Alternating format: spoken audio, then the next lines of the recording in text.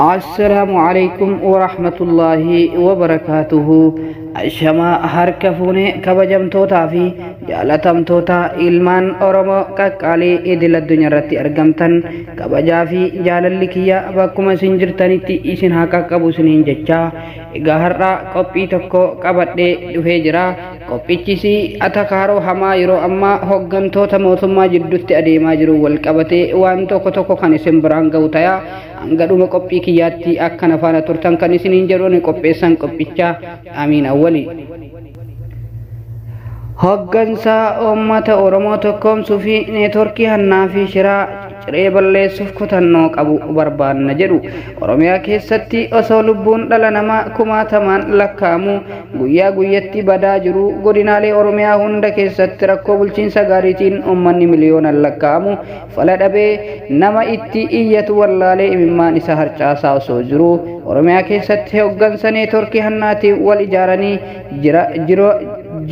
wal ijaaranii jiruu shiraa fi daba xaxamuun dhugaan awwaalamtee sobni gooba baastee osoo hawaasa keenya dararaa jirtu Oromiyaa keessatti osoo hawaasni keenya rakkoo qaala'insa jireenyaatiin waxalamuu hoggantoonni sadarkaan jiranu rakkoo kanaaf furmaata kennuu dadhabanii cal'isanii yommuu ilaalamu osoo agarru Oromiyaa keessatti nagaa fi tasgabbiin dhabamee uummanni bahee galuu dadhabee dararamaa osoo jiru walumaa gala Oromiyaa keessatti sababa hoggantoota fedhii fi faayidaa saba kabachiisuu dagatanii fedhii fi faayidaa dhuunfaa isaanii guuttachuuf wixxifatuun rakkoon uumamaa jiru osoo uummanni keenya dararamuu argaa maaliif hoggantoota Oromiyaa hogganaa jiran irratti maaliif dubbattu jettanii namoonni burraaqaa jirtanu nurraa dhaabbadhaa isiniin jechuu barbaanna warreen maaliif hanqina hoggansa Oromiyaa dubbattan jettanii wacaa jirtanu yoo isaan aangoo irraa ari'aman faayidaan dhuunfaa karaa hoggantoota kanaan argataa jirtantu isinirraa dhaabbachuuf akka deemu nuuf gala maaliif namoota firfaarii hoggantoota neetworkii hannaa diriirfattanii saba saamaa jirtan kanaaf rabbi sabrii isinii haa kennu isiniin jenna. miseensi mana marii bakka bu'oota uummataa Hangaasaa Ibrahim ajjechaa jumlaa Oromiyaa keessatti raawwatamaa jiru kan raawwachiisu aangawoota mootummaa naannoo Oromiyaati jechuudhaan saaxilee jira. Miseensi mana marii bakka bu'oota uummataa Hangaasaa Ibrahim viidiyoo tamsaasa kallattii karaa feesbuukii dhuunfaa isaa tamsaasanii ajjechaa jumlaa Oromiyaa keessatti gaggeeffamu aangawoota Oromiyaatu harka keessaa qaba jechuudhaan adda durummaan saaxilee jira.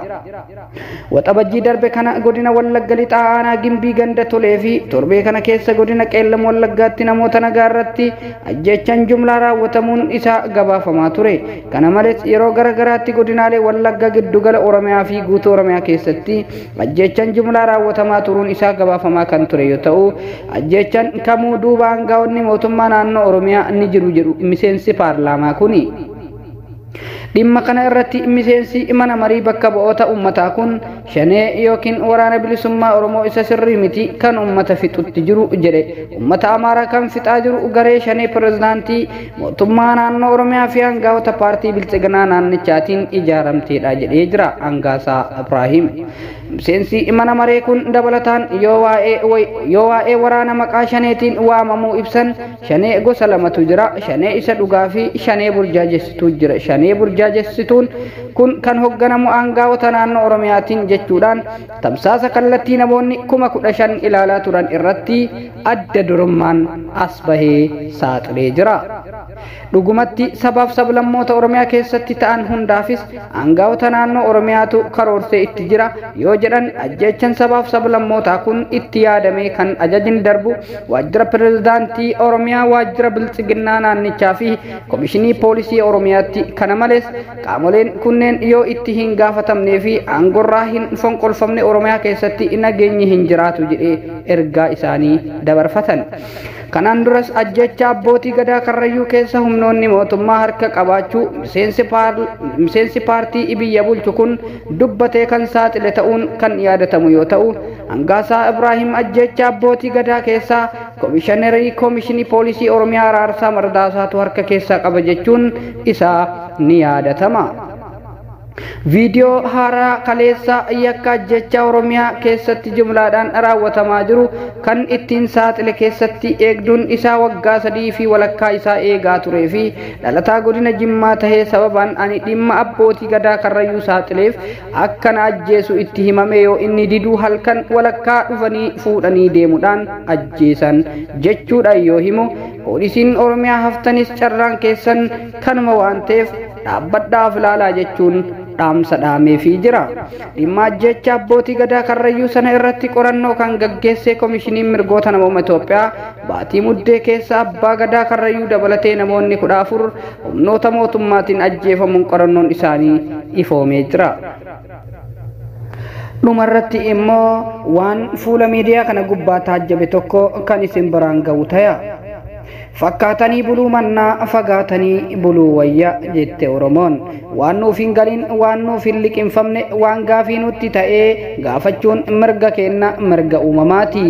Waan nuuf hin taane diduu waan itti hin amanne ittiin amannu jenne sodaa malee dubbatu ufirattis diinattis sodaa malee dhugaa itti himu abboota teenna irraa dhaalle of jaalachiisuuf jennee waan itti hin amannetti ormaaf eegee raasne harka hin tumnu ilaalchummaa fedhe haa ta'u sammuun teenna itti amantu malee hin morminu itti amannu malee hin deeggarrus gaafii hin gaafatin maaliif akkas jetta natu sii beeka akka ansiin jedhetti deemta karaa ansiin jedheen deemta kana tahuu baannaan ati diina maqaa sitti baasee sitti duuluun sanirra dabre si hidhuun si dhabamsiisuun amala abbaa irreeti tana qabadha nuti immoo kan mormaa jirru abbaa irrummaadha. Abbaa irrummaan paartii yookaan nama osoo hin taane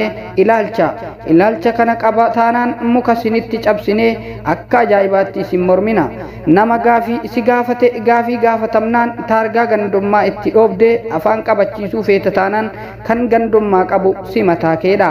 ammoo ilaalcha kanaan ati jaarraa 21ffaa keessa jirta osoo hin taane jaarraa 17ffaa keessa jirta duubatti haftee jirta jechuudha nuti gabra keessanii miti akkasitti gabra bitattanii manaa qabaattan yoo tahe isa afaan qabsiisa wanti beekuu qabdan dhaloota ammaa kana farrajjes tahee itti duultee afaan qabsiisuu tahee sobdee of duuka hiriirsisuu hin dandeettu har'as taanaan borus taanaan gaafii feene ni gaafannaa